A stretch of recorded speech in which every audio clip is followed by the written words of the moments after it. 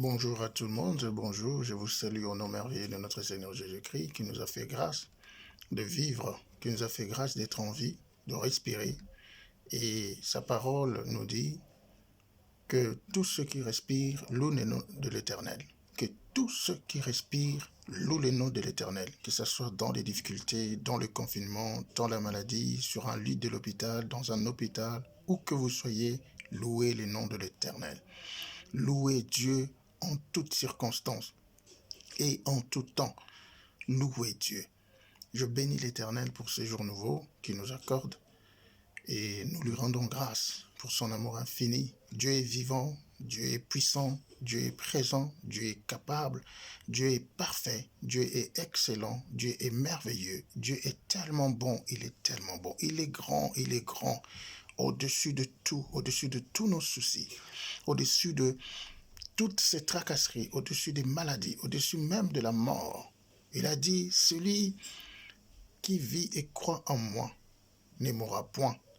Et celui qui vit, celui qui croit en moi plutôt, et qui meurt, reviendra à la vie, parce que lui-même, il s'appelle la résurrection et la vie. Et je bénis l'Éternel ce matin pour ce jour. Je voudrais nous encourager de continuer dans cette persévérance, dans la vie de prière, dans la méditation, dans la louange et l'adoration, de continuer à célébrer Dieu, à le louer. Il n'est pas Dieu parce que tout va bien, ou il est Dieu parce que tout va bien. Il n'est pas Dieu parce que tout ne va pas bien. Non, ou il est Dieu parce que tout ne va pas bien. Non, il est Dieu. Il est Dieu. Dans n'importe quelle situation, dans n'importe quelle circonstance, il est Dieu. D'autres diront, il est Dieu parce qu'il donne la pluie, il donne le soleil, il donne ceci. D'autres diront, non, il n'est pas Dieu parce qu'il laisse les souffrances et tout ça. Non, il est Dieu. Il est Dieu. C'est à nous de revenir à lui. C'est à nous de nous poser des questions. Pourquoi ces choses nous arrivent? Et comment devrions-nous maintenant vivre? Changer notre vie, changer notre façon. C'est peut-être cela aussi, la leçon à tirer de cette situation, à apprendre toutes ces choses.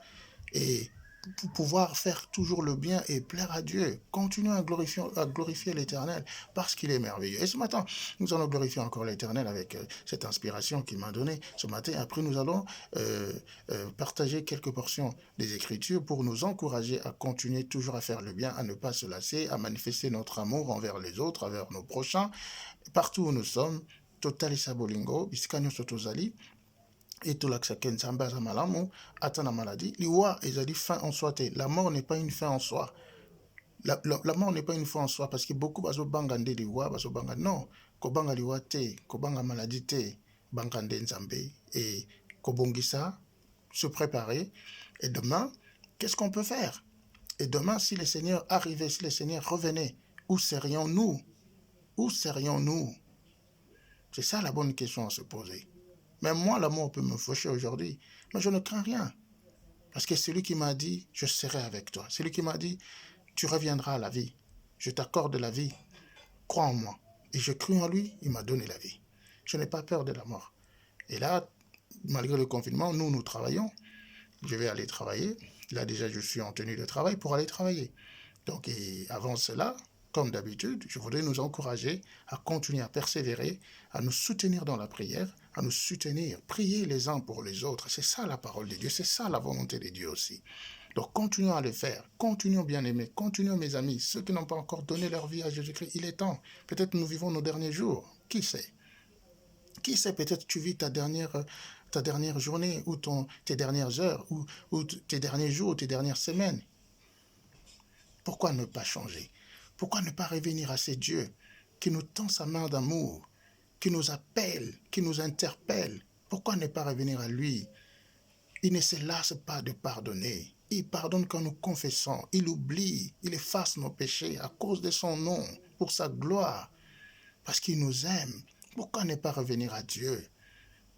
Et ce qui allait, nous avons remarqué, nous avons même, moi aussi, il y a des choses que je trouvais normales. Mais aujourd'hui, Dieu m'a encore interpellé qu'il y a des choses à faire. Le chemin est encore long, mais il y a des choses à laisser de côté. On avance en laissant le saleté, en déposant nos fardeaux et toutes ces difficultés, tous ces péchés à côté et continuer à avancer avec Christ. Donc nous sommes faillibles. Nous ne sommes pas forts. Mais avec Dieu, nous ferons des exploits et il écrasera nos ennemis. Il est Dieu. Il est le maître des temps et des circonstances et c'est lui le souverain. Il est souverain. Et c'est à nous de nous soumettre, de nous humilier, d'implorer sa grâce, sa compassion et sa miséricorde de nous humilier. Et lui-même, il nous guérira, il nous sauvera et il nous donnera la vie éternelle quand le moment sera venu. Je voudrais, avec nous, par cette inspiration, glorifier encore l'Éternel.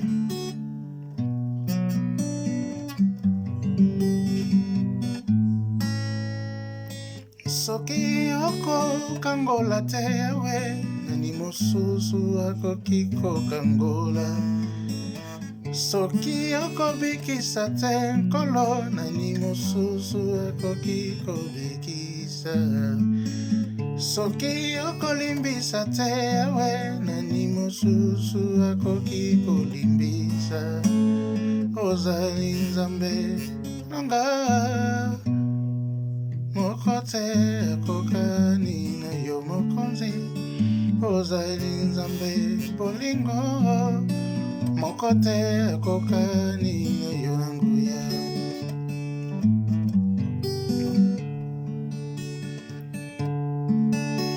soki okobikisa te yawe nani mosusu akoki kobikisa soki okokangola te masiya nani mosusu akoki kokangola limbisa pe masomo na biso tela biso na mitambo yo ya satana elikya na biso se yo yawe bokonzi na yo ya kati na biso limbisa pe masomo na biso esa biso bile mikolo nyonso tambwisa biso kati na kopanga yo pe batela biso na mitambo yo ya satana ozali Nzambe bolingo mokote kokani na yo mokonzi ozali Nzambe elonga mokote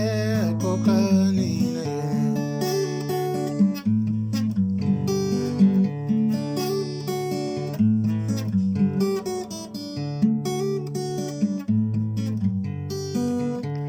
ozali Nzambe bolingo ozali Nzambe elonga ozali Nzambe bikamwa yawe nanga papa El Shaddai ozali Nzambe bolingo ozali Nzambe elonga ozali Nzambe bikamwa yawe nanga papa El Shaddai matoyi ya Nzambe ekangama te mpona kozanga koyoka kolela na biso loboko na ye mpe eza mokuse te mpona kozanga kosala kati na biso ezali nde masumu epekisi yawe kosala kati na biso epesi pasi na motema ye gloire à l'agneau aye kozongisa nyonso yo tosala na yawe na makila na ye na ekulusu afungoli nzela mpo tokutana na papa librement sans embâche avec assurance apasoli rido ekabolaki bisa na yawe l'inimitié ressuscité le troisième jour il est là-haut à la droite du Père intercédant notre faveur ozali Nzambe bolingo ozali Nzambe elonga ozali Nzambe bikamwa yawe nanga papa El Shaddai ozali Nzambe bolingo ozali Nzambe elonga ozali Nzambe bikamwa yawe nanga papa El Shaddai. Que L'Éternel soit béni, que le nom de l'Éternel soit béni. Et nous glorifions Dieu pour ce moment.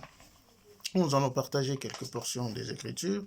Nous allons voir aujourd'hui, comme je l'avais déjà dit la fois dernière ou hier, qu'aujourd'hui nous allons parler un peu de l'amour. Nous allons parler de l'amour qui est l'accomplissement même de la loi.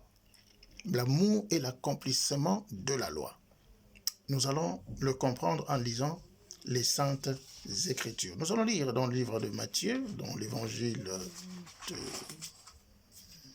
Matthieu, Matthieu 5, 43 à 46. Matthieu 5, 43 à 46. Je lis au nom de Jésus-Christ. Vous avez appris qu'il a été dit, tu aimeras ton prochain et tu haïras ton ennemi. Mais moi, je vous dis, aimez vos ennemis, bénissez ceux qui vous maudissent, faites du bien à ceux qui vous haïssent et priez pour ceux qui vous maltraitent et qui vous persécutent, afin que vous soyez fils de votre Père qui est dans les cieux, car il fait lever son soleil sur le méchant et sur le bon, et il fait pleuvoir sur les justes et sur les injustes. Si vous aimez ceux qui vous aiment, quelle récompense méritez-vous? Les publicains aussi n'agissent-ils pas de même? Vous voyez, le Seigneur, il nous parle de aimer ceux qui nous font du mal, nos ennemis. Et prier pour ceux qui nous maltraitent, ceux qui maltraitent. Et c'est à cela que nous serons fils de notre Père qui est dans les cieux. Parce que nous avons appris qu'il a été dit, tu aimeras ton prochain et tu haïras ton ennemi. Ça, c'était avant. Mais Christ, qui est venu avec la nouvelle alliance, il dit, aimez vos ennemis, priez pour ceux qui vous maltraitent, bénissez ceux qui vous maudissent, bénissez-les et ne faites jamais du mal. C'est ça la parole de Dieu. C'est ça la parole de Dieu. Nous devrions nous aimer ceux-là qui nous font du mal.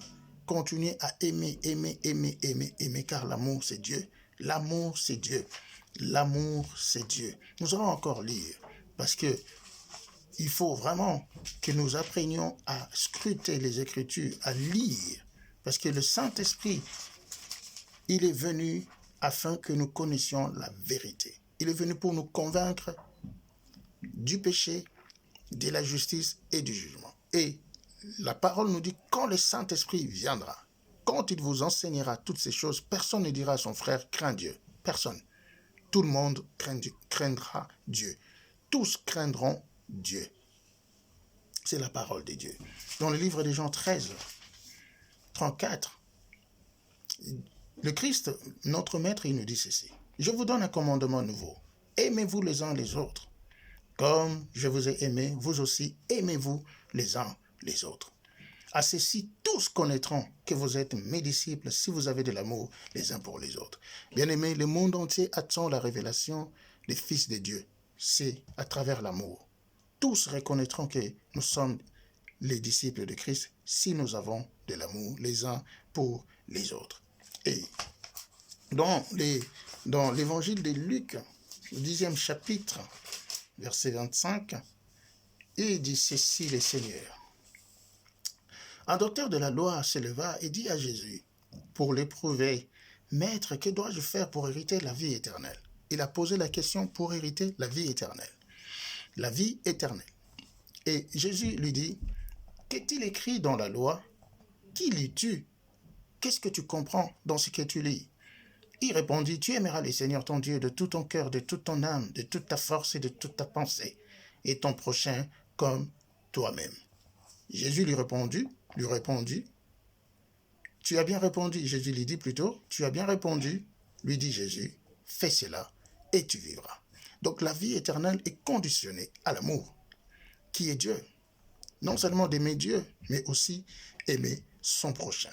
Aimer Dieu et aimer son prochain. Nous allons encore continuer dans cette portion des Écritures pour lire une autre vérité. Dans le livre de Marc, au chapitre 12, verset 28, un des scribes, là, l'autre fois, on a parlé d'un docteur, là, on parle d'un scribe, ce sont des gens qui connaissent la loi, des gens qui enseignent la loi. Un des scribes qui les avait entendus discuter, sachant que Jésus avait bien répondu aux Sadducéens, s'approcha et lui demanda, « Quel est le premier de tous les commandements ?» Jésus répondit, « Voici le premier. Écoute Israël, le Seigneur notre Dieu est l'unique Seigneur. Et tu aimeras le Seigneur ton Dieu de tout ton cœur, de toute ton âme, de toute ta pensée et de toute ta force. Voici les seconds qui lui ressemblent. Tu aimeras ton prochain comme toi-même. Il n'y a pas d'autre commandement plus grand que cela. Il n'y a pas d'autre commandement qui soit plus grand que cela, dit le Seigneur. Il n'y en a point d'autre. Il n'y a que ces commandements-là que le Seigneur nous donne. L'amour. Et Paul, aux Romains, chapitre 13, et versets 8 à 10, il dit, « Ne devez rien à personne, si ce n'est de vous aimer les uns les autres, car celui qui aime les autres a accompli la loi. » En fait, le commandement, tu ne commettras point d'adultère, tu ne tueras point, tu ne déroberas point, tu ne convoiteras point, et ce qui peut encore y avoir, se résume dans cette parole, tu aimeras ton prochain comme toi-même. L'amour ne fait point de mal au prochain, l'amour est donc l'accomplissement de la loi. Vous voyez, bien-aimés, nous devrions nous aimer. Un amour sincère, pas un amour avec des lèvres, avec des paroles, mais avec des actes, avec des œuvres, des bonnes œuvres, comme Dorcas, avec des bonnes œuvres. Un amour sincère qui vient du cœur, pas un amour de lèvres, comme le dit le Seigneur, ce peuple m'honore des lèvres, mais son cœur est éloigné de moi. Pas l'amour de lèvres, mais l'amour qui vient du cœur, l'amour sincère, l'amour de ceux-là qui sont circoncis de cœur, là où il n'y a plus de péché, là où il n'y a plus de mal. C'est cela. Nous devrions nous y atteler et nous devrions nous attacher à cet amour du Seigneur. Alors, nous continuons encore dans ces portions de l'Écriture, dans 1 Jean 3, 17. 1 Jean 3, 17. Le Seigneur dit ceci. Si quelqu'un possède les biens du monde et que voyant son frère dans le besoin, il lui ferme ses entrailles, comment l'amour de Dieu demeure-t-il en lui? Comment l'amour de Dieu peut-il demeurer en lui? Parce que tu as les biens du monde, tu vois ton frère dans le besoin, tu ne lui donnes pas. Comment l'amour de Dieu peut-il demeurer en lui? Dit Jean. Et dans 1 Jean 4, au 20e verset, si quelqu'un dit « j'aime Dieu » et qu'il haïsse son frère, c'est un menteur. Car celui qui n'aime pas son frère qu'il voit, comment peut-il aimer Dieu qu'il ne voit pas? Et nous avons de lui ces commandements, que celui qui aime Dieu aime aussi son frère. Que celui qui aime Dieu aime aussi son frère.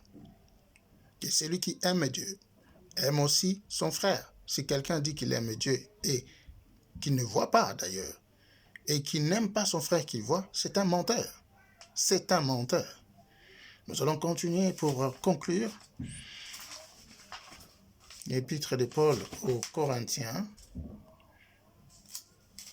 1 Corinthiens chapitre 13, versets 1 à 8. Il est écrit, « Quand je parlerai les langues des hommes et des anges, si je n'ai pas l'amour, je ne suis qu'un airain qui résonne ou un cymbale qui retentit. Et quand j'aurai le don de prophétie, la science de tous les mystères et toute la connaissance, quand j'aurai même toute la foi jusqu'à transporter des montagnes, si je n'ai pas l'amour, je ne suis rien. Et quand je distribuerai tous mes biens pour la nourriture des pauvres, quand je livrerai même mon corps pour être brûlé, si je n'ai pas l'amour, cela ne me sert de rien. L'amour est patient, il est plein de bonté. L'amour n'est point envieux. L'amour ne se vante point. L'amour ne s'enfle point d'orgueil. L'amour ne fait rien de malhonnête. L'amour ne cherche point son propre intérêt. Il ne s'irrite point, il ne soupçonne point le mal. Il ne se réjouit point de l'injustice, mais il se réjouit de la vérité. Il excuse tout, l'amour. Il croit tout. L'amour espère tout. L'amour supporte tout. L'amour ne périt jamais. Les prophéties prendront fin. Les langues cesseront. La connaissance disparaîtra. Car nous connaissons en partie et nous prophétisons en partie. Mais quand ce qui est parfait sera venu, ce qui est partiel disparaîtra. Bien-aimé, l'amour n'a pas de fin. Et c'est à ce moment-là, c'est dans des conditions pareilles. C'est dans des moments comme celui-ci que nous devrions manifester notre amour les uns envers les autres. Dans l'Église, nous avons vu aussi que Jésus, dans son amour, il a donné sa vie pour nous. Donc, cette pandémie nous interpelle tous à changer notre façon de regarder les autres, à changer notre façon de vivre avec les autres dans la société. Nos relations, c'est déjà notre relation qui est une relation verticale de l'homme à Dieu ou de Dieu à l'homme, et aussi la relation horizontale de l'homme à l'homme, de l'homme à son prochain. Nous devrions changer notre façon de faire. Nous ne savons pas ce qui peut arriver dans les heures qui viennent. Nous ne savons pas.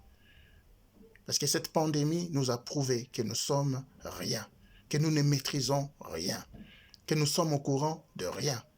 Il n'y a aucune arme qui peut tuer cette pandémie, c'est Covid-19. Il n'y a aucune arme. Il n'y a que le Seigneur Jésus-Christ. Il n'y a que le Seigneur Jésus-Christ qui est la solution à tous ces problèmes. Comme j'ai toujours l'habitude de le dire, il est le Dieu qui a des solutions pour des problèmes qui n'existaient pas encore. Il est le Dieu qui a des réponses pour des questions qui n'existaient pas encore. Il est le Dieu qui a la guérison pour des maladies qui n'existaient pas encore. Les scientifiques ont montré leurs limites. Les médecins ont montré leurs limites. Il n'y a que Dieu qui est illimité. Il n'y a que Dieu qui peut tout. Alors, il est temps pour nous de changer. Pour ceux-là qui ne se sont pas encore convertis ou qui n'ont pas encore reçu Christ Jésus qui est le chemin, la vérité et la vie dans leur vie, qu'ils le fassent. Il n'est pas encore trop tard. Tant qu'il y a la vie, il y a encore de l'espoir. Mais le Seigneur dit ceci. Quand vous entendez sa voix, n'endurcissez pas vos cœurs. Quand vous entendez sa voix, n'endurcissez pas vos cœurs. Reçois le Seigneur Jésus dans ta vie. Donne-lui sa vie, demande-lui pardon, humilie-toi, supplie l'Éternel qu'il ait compassion et pitié, qu'il accorde la grâce et la miséricorde pour nous accorder le pardon, parce que c'est lui le Rédempteur, c'est lui qui nous donne la rémission du péché, c'est lui notre rançon, Jésus-Christ. C'est lui qui a le Christ à la vie, et celui qui n'a pas le Christ n'a pas la vie, c'est la vérité. Alors, c'est simple, c'est gratuit, c'est facile. Accepte Jésus dans ta vie, dis Seigneur Jésus, sois mon Seigneur, sois mon Sauveur. Je t'accepte dans ma vie. Je te demande de me pardonner. Pardonne mes fautes et mes iniquités. Purifie-moi et conduis ma vie. Dirige-moi dans ta vérité. Fais-moi connaître tes voies. Enseigne-moi tes sentiers. Conduis-moi dans ta vérité. Instruis-moi. Parce que tu es le Dieu de mon salut et tu es toujours mon espérance. Que le Seigneur nous bénisse et le Seigneur nous protège, nous garde.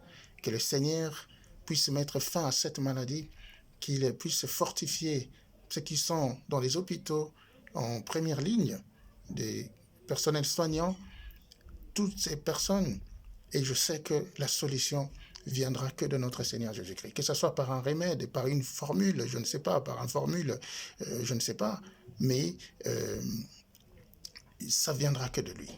Alors, ayons le regard fixé sur Jésus-Christ, l'auteur et le consommateur de notre foi. Fixons le regard vers Jésus-Christ, car il a dit, si tu fixes ton regard sur moi, je ferai sortir tes pieds du filet. Que le Seigneur nous bénisse, qu'il nous fortifie, qu'il nous garde, nous protège. Et bientôt, la victoire est là, parce que la victoire est certaine. Au nom de Jésus, soyez tous bénis et restons connectés, persévérons dans la prière, dans la lecture de la parole, dans la méditation, et le Seigneur ne manquera pas de nous faire le bien. Christ est mort pour nous, il a donné sa vie pour nous. Dieu est merveilleux, Dieu est bon, Dieu est présent, il est puissant, il est capable, à lui soit la gloire, la louange et l'adoration. Dans toutes circonstances, nous glorifions l'Éternel, nous glorifions Dieu, parce qu'il est Dieu. C'est pourquoi nous le glorifions, nous l'adorons, nous le célébrons, il est merveilleux. Soyez bénis, restons connectés, laissons-nous guider par le Saint-Esprit et soyons dans l'amour, car l'amour triomphe du jugement. Soyez bénis au nom de Jésus. À très bientôt.